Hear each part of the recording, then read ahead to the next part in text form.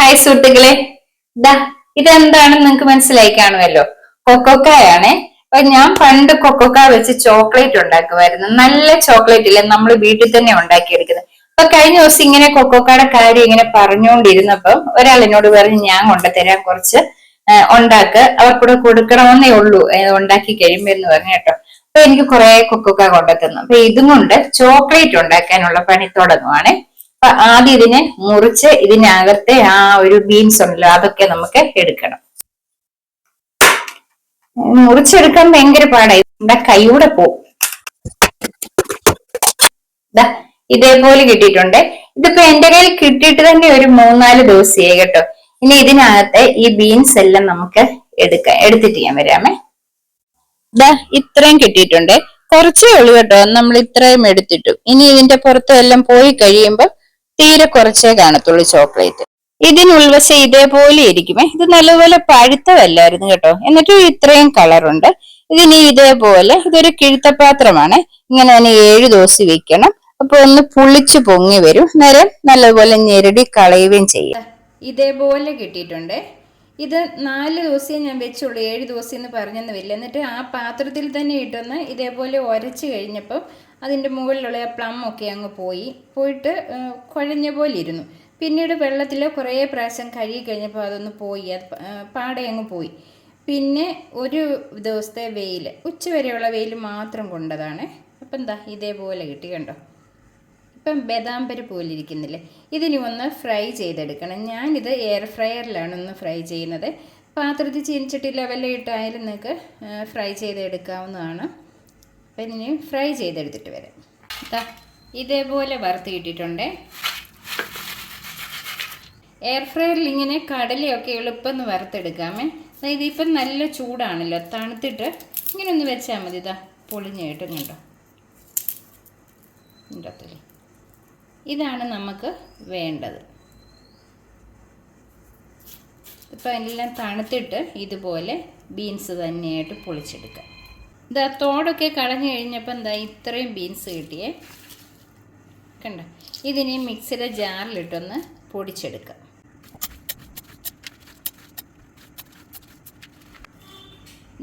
ഇപ്പം ഇതേപോലെ പൊടിഞ്ഞു കിട്ടിയിട്ടുണ്ട്.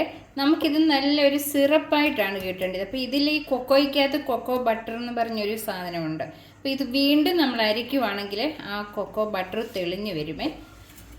ഇപ്പം ഇത് അരിഞ്ഞു കിട്ടിയതേ ഉള്ളൂ. അതിനു മുൻപായിട്ട് ഇതിലേക്ക് ഒരു 1/2 കപ്പ് പഞ്ചസാര ഇടുവാണേ, മധുരത്തിന് വേണ്ടി. ആദ്യം 1/2 കപ്പ് ഇട്ട് നോക്കുക. ഇപ്പം ഇതേപോലെ അരിഞ്ഞു വന്നിട്ടുണ്ട്. കുറച്ചുകൂടെ നമുക്കിത് ബട്ടറാക്കി നല്ലൊരു രീതിയിൽ ക്രീം പരുവത്തിലാക്കി എടുക്കണം. അപ്പോൾ അതിനു മുമ്പ് 2 സ്പൂൺ പാൽപ്പൊടിയും കൂടി ഇടുവാണേ. പാൽപ്പൊടി അധികം വേണ്ട, ഈ വലിപ്പത്തിലുള്ള സ്പൂൺ. ഇതൊന്ന് അരച്ചെടുക്കാം. ഇപ്പം ഇതേപോലെ അരിഞ്ഞു കിട്ടിയിട്ടുണ്ട്. ഇങ്ങനെ വേണേലും നിങ്ങൾക്ക് ഐസിങ് ട്രേയിലോ വല്ല ഒഴിച്ച് വെച്ചിട്ട് സെറ്റാക്കി ഫ്രീസറിൽ വെച്ചൊന്ന് സെറ്റാക്കിയിട്ട് നിങ്ങൾക്ക് കട്ട് ചെയ്തെടുക്കാവുന്നതാണ് കേട്ടോ. ഇതേപോലെ ആയാലും. പക്ഷെങ്കിൽ ഞാനിതിൽ കുറച്ച് പാലും കൂടി ഒഴിച്ചിട്ട് ഒന്നുകൂടെ ഒന്ന് അരച്ചിട്ട് എടുത്തുകൊണ്ട് വരാം. ഞാൻ ഒരുമിച്ചിടാൻ മേലാത്തതിന് പകുതി ഇങ്ങനെ പൊടിച്ചത് മാറ്റി വെച്ചായിരുന്നേ, ഒരുമിച്ചടിച്ചെടുക്കാൻ പാടായതുകൊണ്ട്.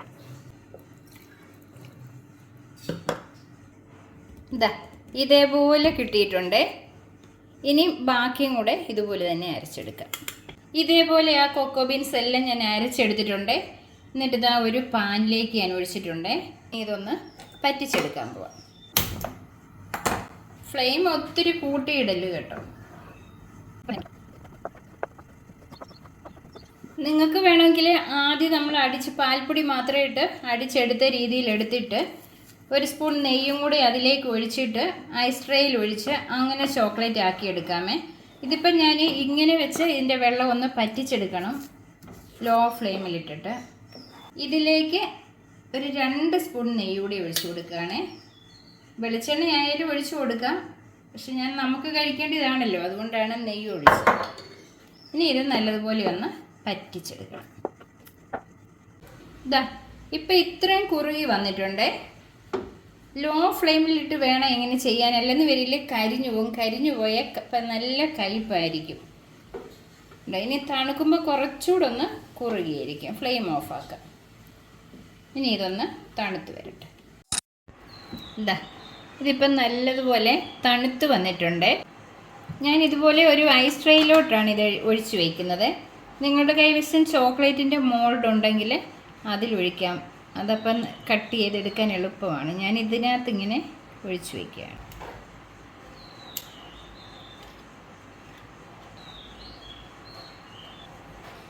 ഈ ട്രെയിൽ ഞാൻ അല്പം നെയ്യ് തേച്ചിട്ടുണ്ട്, ഇളക്കിയെടുക്കാനുള്ള എളുപ്പത്തിന് വേണ്ടി.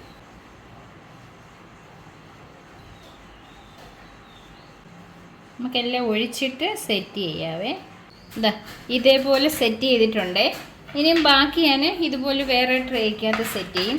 ഇനി ഇത് ഫ്രീസറിൽ വെച്ചൊന്ന് തണുപ്പിക്കണം. ഒരു 3 മണിക്കൂർ ആകുമ്പോഴത്തേന് ഏകദേശം സെറ്റാവും. പിന്നെ നമുക്ക് ആവശ്യാനുസരണം ഇത് അടത്തിയെടുത്ത് കഴിക്കാവുന്നതാണ്. അപ്പം ഇത് സെറ്റ് ചെയ്യാൻ വെക്കാം.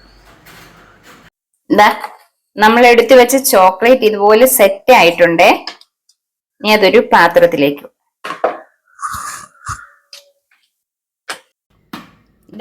ഇതേപോലെ ഇളക്കി എടുത്തിട്ടുണ്ട്. ഇതിന് നമുക്ക് കുറച്ചൊന്ന് അലിഞ്ഞ് കഴിയുമ്പോൾ, ഇപ്പോൾ ഒരു ഷേപ്പ് ഇല്ലാതല്ലേ, ഐസ് ട്രേയുടെ ഷേപ്പിലല്ലേ ഇരിക്കുന്നത്. ഇത് കുറച്ചൊന്ന് വെളിയിൽ വെച്ച് കഴിയുമ്പോൾ അലിഞ്ഞ പോലെ വരുമല്ലോ, സാധാരണ ചോക്ലേറ്റ് പോലെ. അന്നേരം നമുക്ക് ഇഷ്ടമുള്ള ഷേപ്പിൽ ഇത് ഉരുട്ടിയെടുക്കാവുന്നതാണ്.